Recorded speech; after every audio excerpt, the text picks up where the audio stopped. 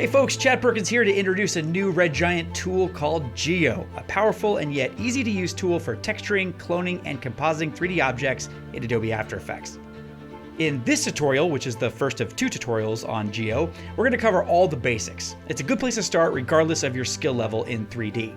We're going to look at how to use the included 3D objects, how to texture complex objects with multiple meshes and materials, how to quickly create a collection of clones, and we'll get a quick glance at Geo's powerful environment controls, which help a ton with compositing and help you cast shadows from 3D objects onto a surface with zero complexity or confusion. Geo allows you to use an impressive list of 7 different file formats: C4D, OBJ, FBX, 3ds, DAE, GLTF, and GLB. So enough setup, let's go ahead and jump in and get playing. I have Geo applied here. You'll find this in the trap code, RG trap code category, Geo. When you first apply it, you'll see a sphere, and you have 3 basic choices here. You have a plane. We could deform that, bend it, and do other stuff with it. We could also use a sphere built in, or as is the case probably most of the time, you're going to want to choose custom, so you could use some other 3D file from your composition, or you can click choose model. Geo ships with a large collection of 3D objects, and a lot of these are familiar, it might be familiar to you from other trap code tools, but they've been completely redone with new geometry and nice, really sweet beveled edges and things for Geo specifically. So in my case, I'm going to go down and I'm going to get one of these rocks. Let's say rock 02. I'm going to go ahead and click apply, and now we have a little rock in our scene. This responds to cameras and lights and the whole deal that you're probably used to. And we have settings here for tessellation and for bending the mesh if we wanted to do that. But I'm going to ignore that stuff for now. Also 3D model settings. Again, these are pretty familiar tools typically with most trap code tools. So you've probably seen those before if you're familiar with those tools. I'm going to close up geometry. And here's one of the things that makes Geo really special. In the materials area, you have 5 different sections. Now, they are named material, M1, M2, M3, M4, M5, but it's not really just 5 different materials. These are 5 different collections of materials that you can apply to the same mesh. Now, this is just a simple rock with one mesh, so we're just going to be using M1 for this. But if we did have a multi-component mesh, as we'll see in just a moment, we can use these other categories to texture those other pieces of our mesh. So I'm going to go into material M1, and we can choose the shader that we want to use. There's actually a bunch of presets here as well. If we wanted this to be like a gummy bear, if we wanted this to be like glass, chrome, plastic, porcelain, whatever we want. I'm just going to actually take this back to default, and we can go here to the shader. We can choose these other options or a little bit more advanced. For this tutorial, we're going to be sticking to physically based shaders. We open up physically based M1 and look at all this beauty we have to play with. We can change basic stuff like the color. If we wanted to make this a little bit more of like a sandy rock, we can do that. And it's way too shiny for my liking, so we can increase the roughness. If we want to do that, if we take it down, we could make it like super slick and shiny. And if you're familiar with Cinema 4D, you don't have to be familiar with Redshift. A lot of these properties are the same. And so a lot of the same attributes that you see here are the same attributes that you find in Redshift when you're adjusting things there. Things like roughness, metalness, etc. Now, in order to really get this to look like a rock, I'm going to actually rotate this on the y-axis just a smidgeroony. There we go. And I want to apply a texture here. And what's really cool is I can just make my own texture. I'm going to hit Command Y or Control Y on the PC to make a new solid. I'm going to call this fractal noise, and I'm going to apply fractal noise to it. Fractal noise, spell it correctly, there we go. And I'm just going to play. I'm not going to really put too much effort into this at this time. I'm just going to go ahead and let's say progress dynamic. Well, let's see. Yeah, maybe dynamic twist. Love me some dynamic twist. I'll go into transform, maybe scale this up. Actually, let's do non-uniform scaling, and we will scale both of these up a little bit. Maybe a little bit wider, and I'm going to increase the contrast, take down the brightness. Okay, so now we have this map that we can use as a texture for our rock. So we don't have to import images. I mean, that's actually probably ideally, but in a pinch, we can do all kinds of stuff to texture our 3D objects with Geo using just After Effects effects. So in this base color map, I can take this to fractal noise. And we want to make sure and choose not just the source, which is the blue solids, that's why this is blue. We want to use effects and masks, which will use our fractal noise pattern. Now we can go to fractal noise, and maybe we want to add, let's say, tint. And we want to add some tint to this, and maybe we'll make this like not quite so dark in the shadows, and then maybe we'll map the white to kind of like a desaturated orangey type color. Actually, let's map black to something a little bit brighter than that too.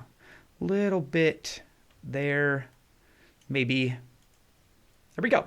So now we have a texture being used for our rock. We can go back to Geo into the texture settings. Each material has its own texture settings, and we could go and we can change the tiling on this. We can also change the offset on this as well. We could also change the texture mapping. This is from the model. We can say front if we want to, or play with this however we feel like until we get the settings that we're looking for.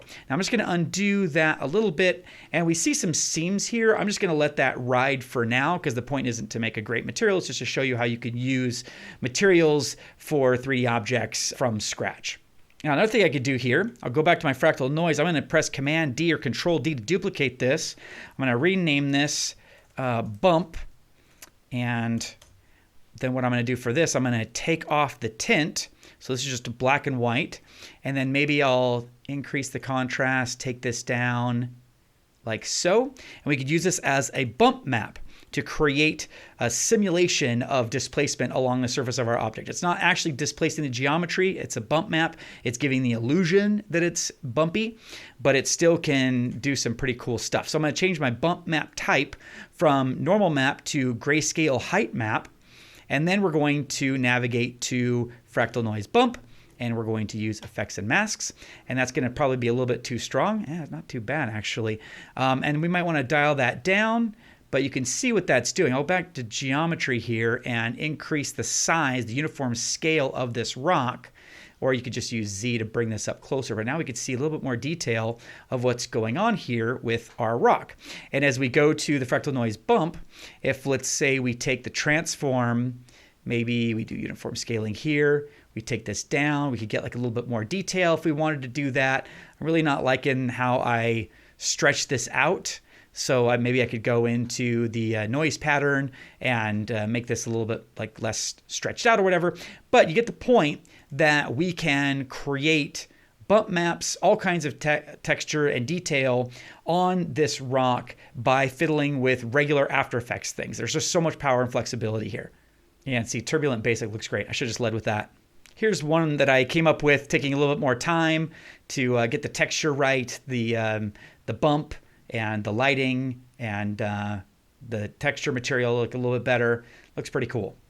In the next tutorial, we'll look at how to create a bunch of clones like this, as I did here for this like asteroid field, which I used with real lens flares to create this kind of breakthrough of this light here. Pretty cool. So these are all Geo asteroids, and we'll talk about how to create a field of asteroids like this in the part 2 of this tutorial. Okay, so that's the basics of how to create stuff from Geo. Let's get a little bit more complicated here. We have a model, a phone model, cell phone model, and here's what it looks like in Cinema 4D. I've got this, like a phone model, and there are 3 meshes, and this is important. I have the glass covering on the front, which will not protect the display at all and will be cracked soon. And then we have the actual display here, and then we have the metallic phone itself with the camera lenses on the back and whatnot. So again, remember that. Glass, display, phone. 3 different meshes, each with its own material. Now what I can do here, thanks to Geo, is I can go to Geo and I could change my base geometry to custom, and I will change the model to the phone. So now we have this phone. I'm going to rotate this a little bit on the side just so we can see. Maybe I'll bump up the uniform scale, bring it closer so we can kind of see what's going on here. Well, not bring it closer. I could do that with the position here if I wanted to, but sizing it up, I just want this to be a little bit bigger. Sizing it up and moving it in Z. Same thing for our purposes here. Now, I'm going to close up geometry. I'm going to close up everything else here. I just want to open up the materials section. And now we can use these materials a little bit more fully here, because M1 is going to refer to the glass. M2, the controls here are going to control the display, and M3 is going to control the phone. So we have all these different material attributes and properties for each one of those materials. So again, M1 is the glass on the display. I'm going to skip that for now. So I'm going to take opacity down to 0. And then we can go to M2, which again is our display, the actual contents of the phone. For this, I did a very high-tech screenshot of my phone and brought that in. And so now we have this screenshot, and I didn't, pay any attention to like UVs or anything smart like that. I just took a screenshot of my phone and brought it in. So what I need to do here is I need to go to my texture settings for M2, and the exact settings are 225 in the X. That almost gets us there, and then we're just gonna go like 101, just a smidge to get that little bar down at the bottom where it should be, and now we have this phone. So this is just a layer in my composition. So I could use, and it's actually a composition in my composition. So you can use video files, you can use still images, you can use compositions, anything you want that After Effects is using, you can use as a material, which is pretty cool. And I mentioned that you can bring in a video. Make sure if you have some type of animation in your composition or in your video file that you're using as a texture, that you enable animated textures for your materials. It just typically renders a bit faster with that off, so we leave it off by default. Now, I'm going to go back to my materials, and for material 3, I could use one of these presets. One of the surface presets. I'll say chrome. Now, once I choose chrome, something kind of bad happens. It goes pitch black. Well, that's because chrome is very reflective, and I have not set up an environment yet. And this is critical. And this is kind of jumping ahead a little spoiler alert, but we got to go to the environment, and we got to play with this environment map so that our reflections are good and not just pitch black. So I'm going to change the environment map to custom, and I'm going to choose an HDRI here. Now that's given us the look that we want. I'm going to choose effects and masks. I don't know if I use effects on that. No, I didn't. Okay, so that doesn't do anything different in our case. I'm going to take the environment intensity down a little bit. Environment can be kind of like ambient lighting. It's that fills the space a little bit, fills up with the lighting, and you could also, again, use HDRIs for this and make your reflections a little bit more customized, which is pretty cool. I also want to tint the environment using environment color. So I'm going to actually use this eyedropper here and sample a yellow color from the background. And you could see what it did there. You could see just a little hint of yellow in this reflection. It's not super severe, but it's a little bit, and it's enough to make a difference to help this composite a little bit better, which is pretty cool. If I don't like the way that the HDRI image is falling on my shadows here, or with the brightness and shadow from the map, I can adjust the angle to spin this in a different place. There we go. That looks pretty good right there. Now I'm going to close up environment, go back to my materials. I skipped over M1, the glass in front, but that's really what's going to sell this as a believable phone. Like right now it looks fine, but really what we want to do is go to material 1. I'm going to increase the opacity. That's going to temporarily block this thing because the glass in the front is now completely opaque. But what we can do here is, well, first of all, I take the roughness down, because as we take this roughness down to a very low number, it's going to make it really shiny and reflective, which is what we want to do. And we can also increase transmission weight. That allows light to go through the object. So if you had, stained glass or something, then or a gem or something like that, then you'd want to increase transmission weight. Sometimes also increasing metalness when you have a clear glass object. Increasing metalness can actually give you like a little bit more clarity, allowing you to see through as well. We also have the index of refraction, which has, each object has its own index of refraction, which is pretty cool. 1.5 is like for glass, which is pretty good. But if I have something that I just kind of want to be see-through, then I don't necessarily want to have much refraction in it. So I'm just going to take this to 1. Maybe I could take it to like 1.1, just very small here. And finally, I'm just going to take down the opacity a bit because we don't need like that much glass. There's kind of just like a little bit of reflection here. Actually, maybe I'll take that refraction the IOR back up to 1.55. That looks pretty cool. So now we have this reflective phone with multiple materials for each of the meshes that we have control over. Pretty cool stuff. Now let's talk about cloning. I'm going to actually take down the uniform scale back to 100% for this. And let's talk about cloning this object. I can go into cloner. I can enable the cloner. And now by default, we have a box. We have three different shapes of our cloner. We have a box, sphere, and cylinder. Those are the shapes that you can arrange your clones in. We have the count X, Y, and Z, which determines the number of clones. And the way that you keep track of this mathematically is that you multiply all these together. So 2 times 2 of the X and Y multiplied together is 4, times 2 of Z is 8. So you can see we have 8 clones here. If we were to increase the count X to 10, then we'd have 10 times 2 is 20, times 2 is 40. So just by adjusting this one value here, the count X, we now have 40 phones, which is, well, it should be a lot, but Geo does really, really well with clones, as you'll find by playing with it. As we adjust uniform size, or actually the controls in the individual size and global rotation as well, these parameters adjust the clone size. So the size of the box, the rotation of the box, the actual shape of the clone itself. So as I take this down, you see that the phones are not changing in size, but the box that we are using to arrange them is changing in size. If we open up individual size, we can access the individual dimensions of this box or whatever shape this is. So if we wanted to stretch this out along the x-axis, we could increase the size x. So the phones aren't changing, only the clone shape that they are being put into is changing. Likewise with this global rotation, you can see how snappy that moves. I mean, we have like a bunch of reflections. We have glass on the front and chrome on the back reflecting an HDRI. And we've got, 40 clones moving around, super snappy. That's pretty impressive. And to answer your question, because I know somebody out there will have the question, this is a 3-year-old Mac M1 Ultra, almost 3 years old. So this is pretty impressive stuff here. Now I'm going to take clone count Z to 1 because we don't need anything in the background. We're not seeing that anyways. And then also maybe we can take clone count Y to 1 as well. And we'll just work on clones on the x-axis. So as I increase the count, you can see that we have a bunch more phones here, but they're all kind of being stuck together. So we need to go to the size X to kind of expand that there. Here we go. Now, if we change the global rotation, again, we are rotating the entire cloning system by doing this.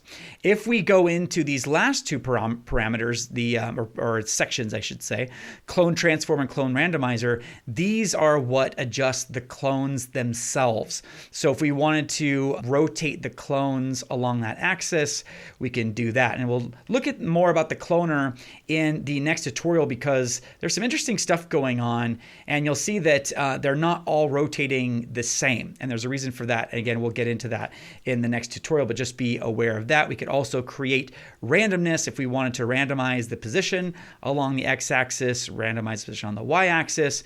There's a lot of really cool things that you can do with this.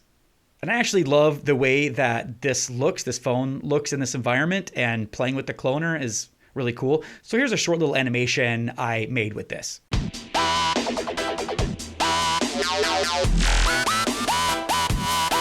Now let's talk about the environment here. These environment controls make a real big difference, so let's get into that. Now I have here some gears. This comes from the workshop that was created by Something's Awry for the big Maxon launch. You might have seen that. Now in the environment, you'll notice that we have a sun, and by default, things are lit by this sun with the color, the intensity, and the shadow strength. And I turned off the shadow strength already, but that's on by default. I don't want to actually use the sun in this case, so I'm going to take this down, and I'm going to turn on this point light so we can see that. Now we can't really see it too well because we still have some sun intensity. So I take this down all the way. You can then see the point light before and after. See, now I have control over my stuff. So I'm going to add a couple other spotlights. I'm going to add this like edge light, And I'm going to also add this spotlight. And actually what I'm going to do is I'm going to turn those lights back off and go back up to the cloner. I already set this up here, so I'm just going to enable the cloner. And there we have a bunch of gears, and it just kind of looks like a mess because our environment settings are not right. So I'm going to go back and turn on my lights. Well, this looks much better. Now, I'm not going to do this here, but what I would do if this were production is I would change the environment map and have them all be reflecting something. I think that can help composite things together. I've also adjusted the environment intensity a little bit, brought it down from its default 100. So there's 100 intensity, and there's 54%. Just dropping that down a little bit. And then I want to add some fog. Down here at the bottom of the environment section, you'll see this fog area here.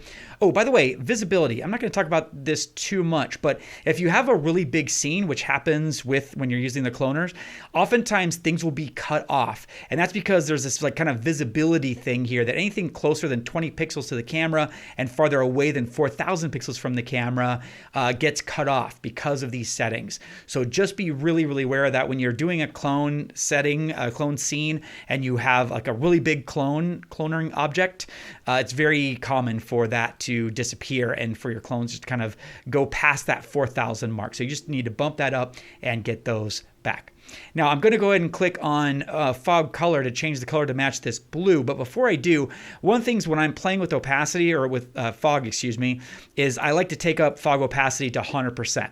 That way I can see what's going on and see where the fog is. So that's kind of like the fog opacity and color are like the last settings that I dial in. So I might select that blue background, and maybe I'll actually brighten this a little bit as well.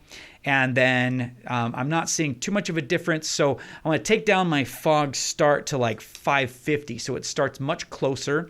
And then the fog end, I'm going to take down to 2,700. I've already done these calculations before, so it's not just lucky guessing. And I'm going to change the midpoint to 1,200. So it's really cool. There's the start and end point, which you can find in a lot of applications when you're dealing with fog. But then there's also a midpoint, which allows you to kind of bias where the fog is and where the focus is, which is pretty cool.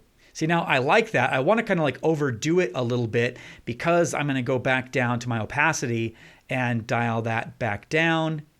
And that creates a really nice sense of depth. And if I turn this off to 0, you could see the before and then after with that fog here. Just brings things out and brings in these details and creates more depth, which is beautiful. And again, makes this composite better into my scene.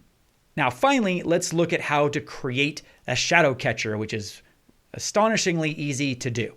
I just really need to do two things. I need to create a layer that the shadow will be applied to, the layer that Geo is going to use for the shadow. And I need to enable that inside of Geo. So I'm going to do the first of those two things. I'm going to call this shadow catcher, not because you need to, just because, you can tell what I'm doing. And so I have this shadow catcher. You also don't need to make it a 3D layer, which is pretty crazy, but I'm going to make it a 3D layer just so I can rotate this and kind of get it into position. I'm going to hold the shift key so I can get it right at 90 degrees. And I'm going to move this down kind of into place, kind of not into place. I don't have to be very particular about it.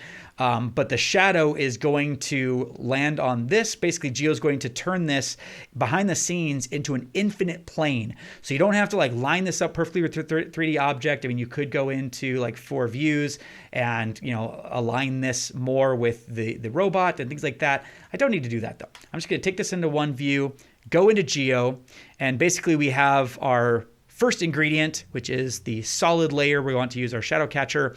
And then what I'm going to do is in the environment, I'm going to enable the shadow catcher and then, 3 steps. Okay, 3 steps, I lied. So you have to make the solid, enable shadow catching, and then choose the shadow layer inside the shadow catcher, and boom, there you go. Now we can't see it now, but again, we don't need this solid anymore. Geo's just using it behind the scenes. So I can actually turn off the visibility of this solid layer, and there we have it. Now, I was very sloppy in my placement of the solid, so I can actually go back to the shadow catcher, hit P for position, and maybe raise this up a little bit if I wanted to be a little bit more careful, prudent about where I'm putting that shadow. There we go. That looks pretty good. And here's what this looks like in action in this adorable footage, courtesy of our very own Hashi from VFX and Chill. And there you go. Geo's just that easy. Now, in the next tutorial, we're going to dig deeper into all the stuff that we have just covered. So we're going to dig deeper into advanced materials, creating glass, frosted glass, using roughness maps, emission maps, and so forth, subsurface scattering, that kind of thing. And we'll also look more at more advanced cloning options and more advanced environment options. So basically everything that we've done, but stepping up a little bit. I'll also give you some tips in the next tutorial about using Cineware. Cineware is this amazing bridge between Cinema 4D and After Effects, and there's so much here in Cineware now, including Cinema 4D's asset browser just built right in here in After Effects, so you can get a catalog of amazing 3D objects from right here inside of After Effects with any Cinema 4D file. And I'll show you how to do that and how to convert things for Cineware as well. Also, make sure that you check out the documentation. So much went into making this documentation. It is so well done and so well written, especially if you're new to 3D. It's a great way to learn about how 3D tools work, including Geo and how things work in Geo. It's a really great reference and resource. So thanks again so much for watching, and look forward to seeing you in the next one, folks. Take care.